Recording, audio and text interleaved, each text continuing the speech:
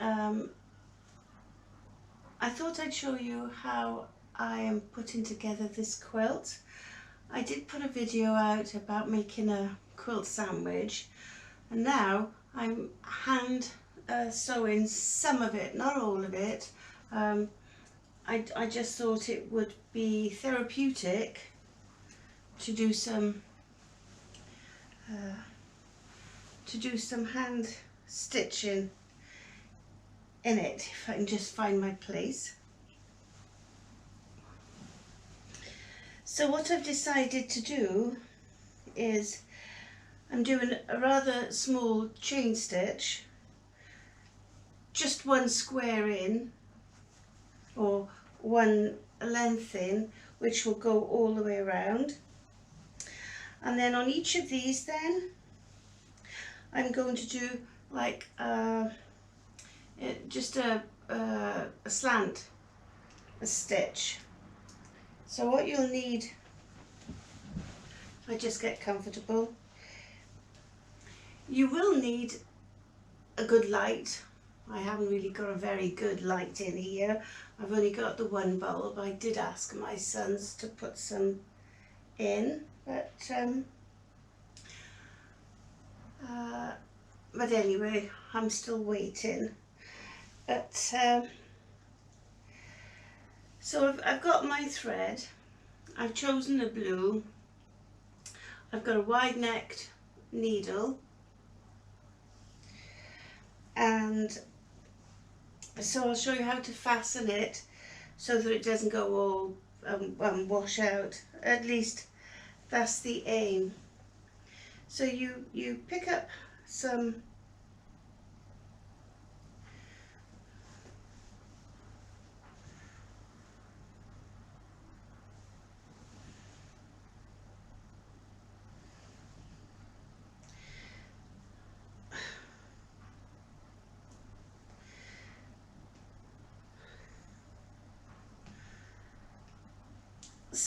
some fabric,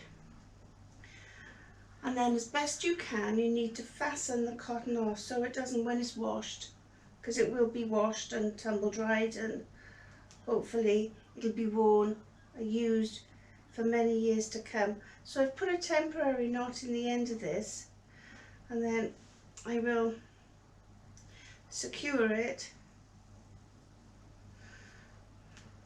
If you use the seams of your quilt, you can sort of hide the fastenings then, if you will, in those stitches there in the seams.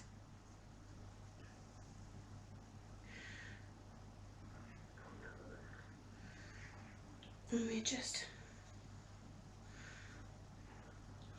put a knot in it. Well, it's not a knot, but you're fastening it. And then I will take my scissors and very carefully snip off that little knot there.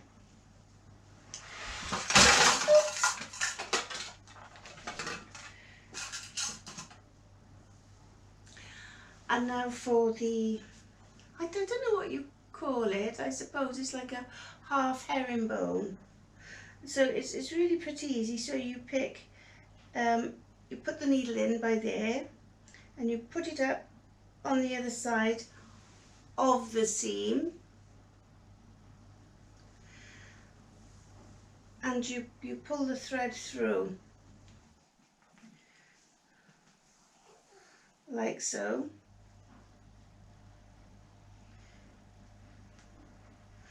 Sometimes it does sort of go uneven, but that's okay.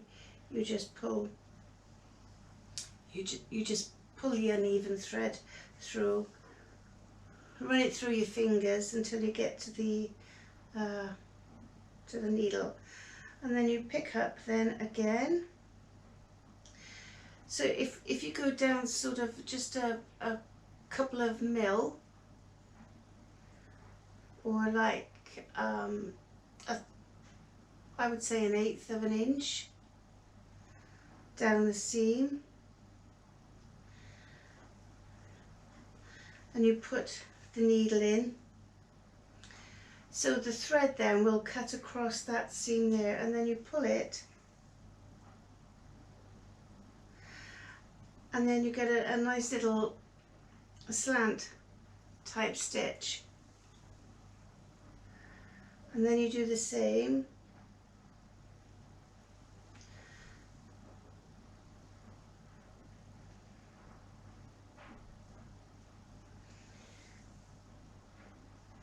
I thought it very therapeutic to do the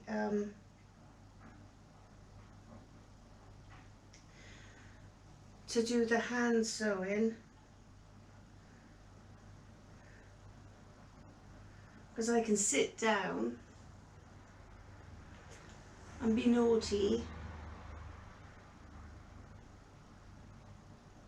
and watch a film.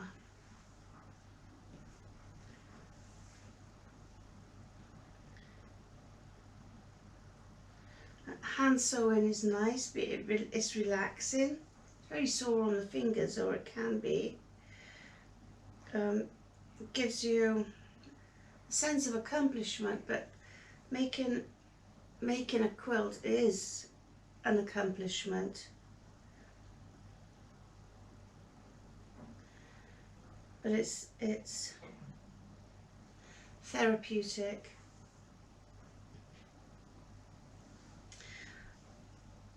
And the stitches don't have to be perfect. I mean, this is a quilt that I've made, or I'm making for my grandson.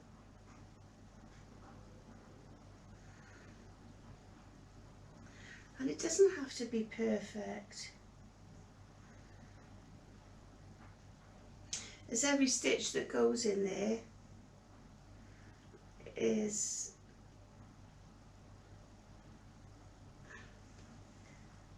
it doesn't matter if it's perfect.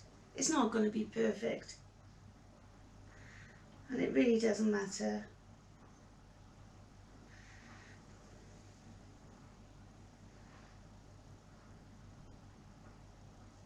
I say I'm going to be naughty and sit down and watch a film. The point is that if I just sit down, I can't really relax, because I feel as if I'm being lazy.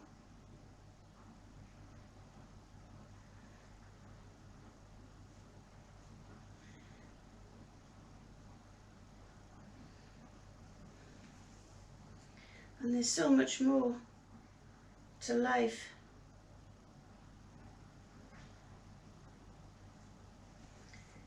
than fiddling about on Facebook or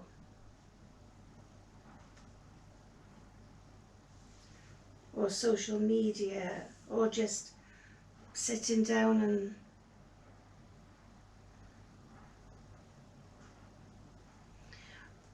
watching people live pretend lives on the television.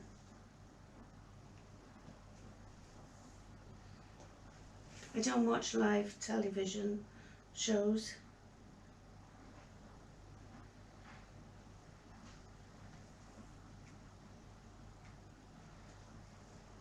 I mean, you don't learn anything from them, for a matter of fact.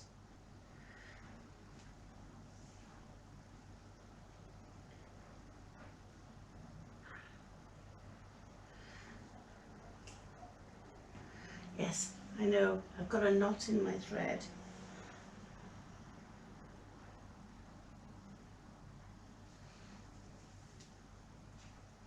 And I think if you're hand sewing,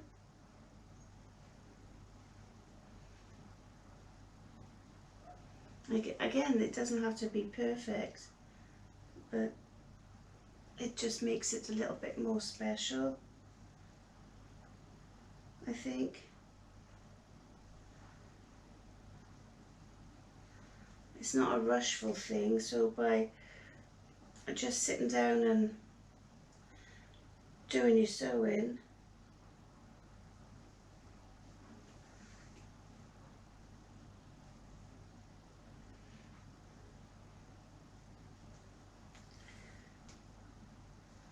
it's not a waste of time.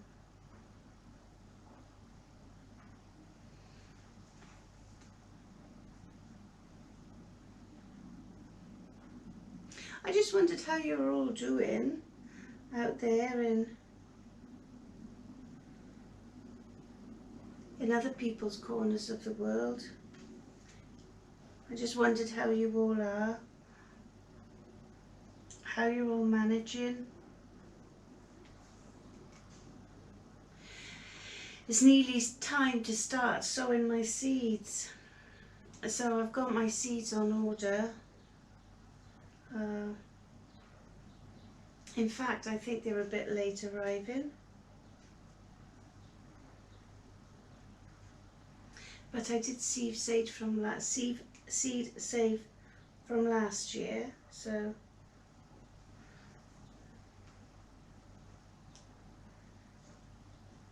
but when my seeds come now, we can do a see what I'm growing video. And if you've got any tips, I'd be very grateful to hear them. So you should be able to see now this. See, it's not perfect. So it's taken me a couple of days. I've done 1.5 sides, but it's okay. We're in lockdown, so it's not as if we're going anywhere, is it? And even if the quilt was finished, well, we're not allowed to go and visit either, so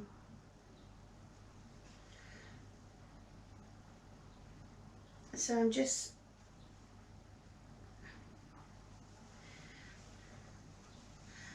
fastening the thread right here. You won't see this bit once the quilt is made, because I will be putting a nice little binder on it when it's all quilted.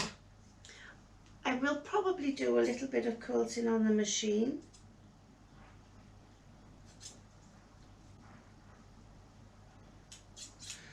Oh, good grief, those scissors are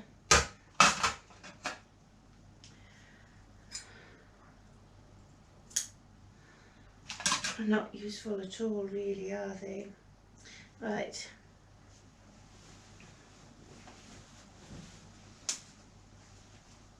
You see, I've not done the centre at all, so I'm still, as I'm going, I'm smoothing out my fabric as I go.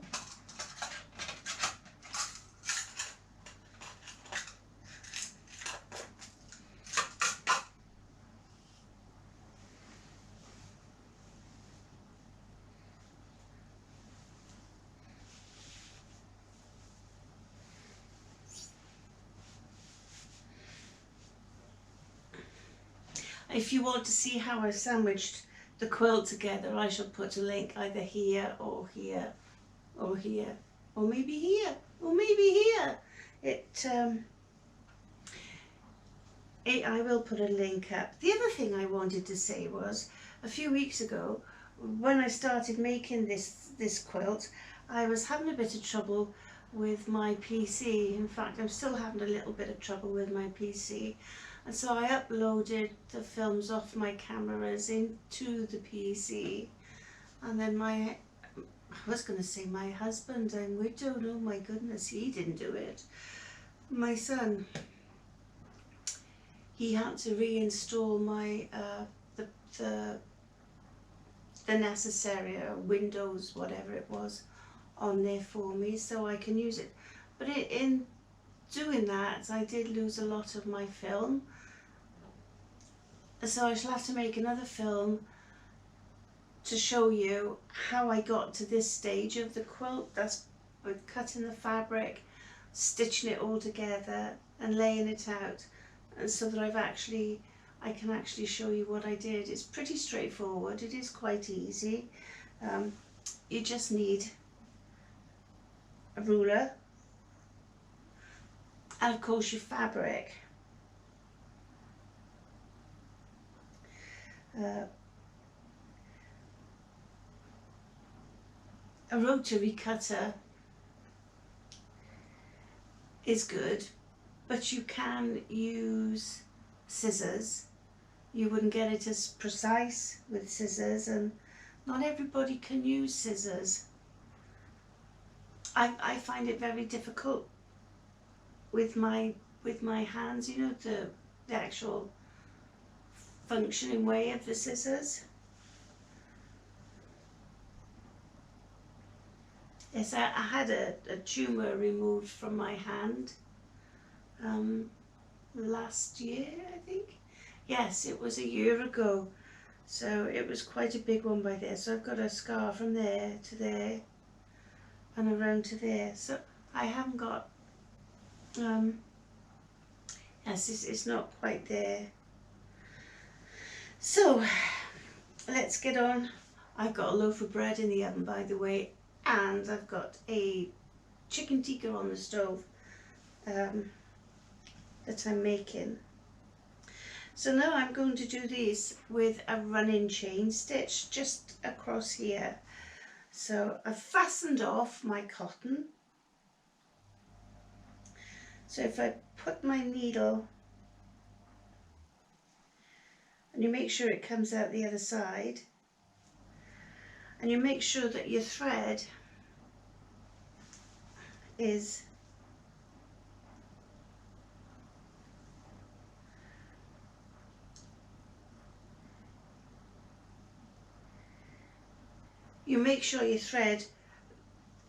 goes under the needle on the way out. I'll do it again, so hopefully you can see. Sorry about my hands getting in the way. So you bring the needle around, you put the cotton around like so, then you put the needle in, almost but not quite, to the same position or the same place that you brought the needle out, and then you go underneath about 1/8 of an inch.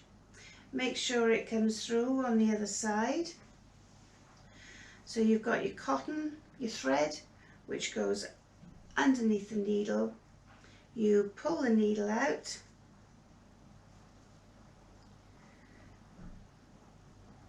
and you gently pull the thread like so, and there you have it, another little chain stitch. And then we just keep on repeating this process.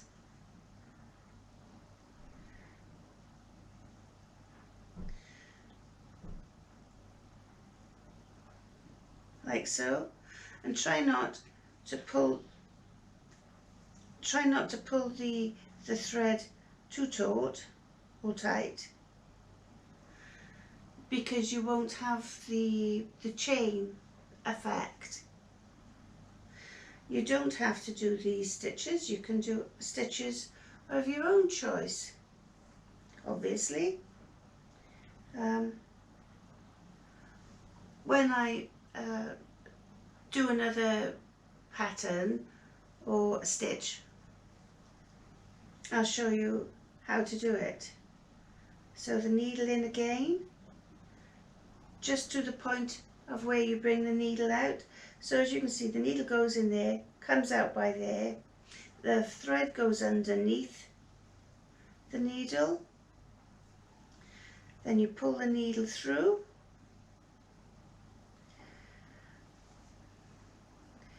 the thread on top stops the thread from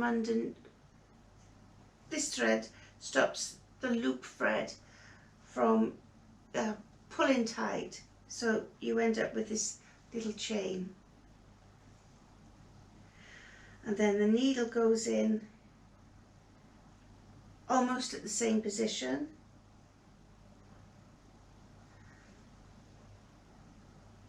and you put the thread around again and pull it through.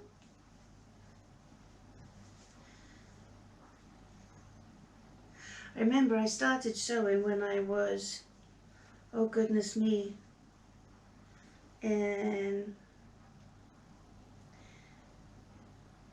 very young, in junior school I believe I was, or infant school, or whatever school. And the first thing I ever made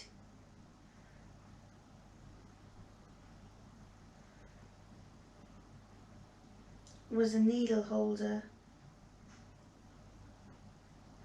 I still got it. I had a wonderful teacher. We didn't have many wonderful teachers when I was in school years ago. It was very archaic.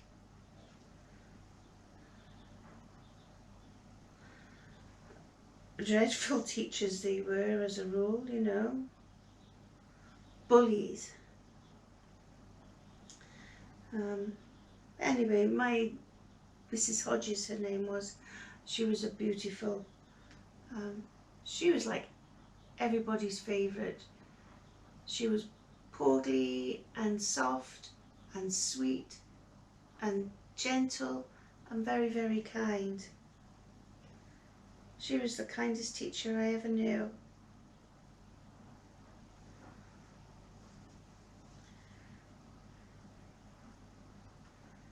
Yes. When I went to school,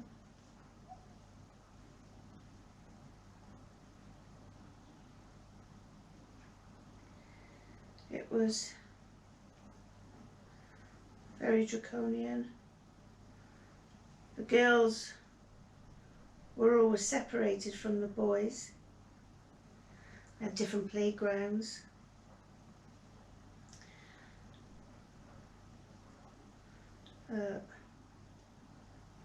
We just wasn't allowed to converse with the boys.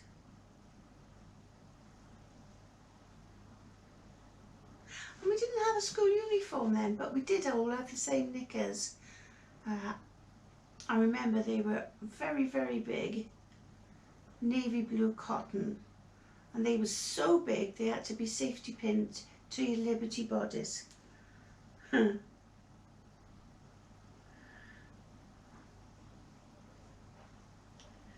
School days.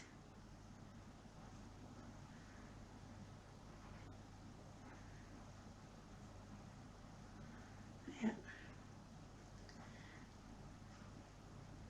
We learned how to write. Oops, I gotta go and check my my bread.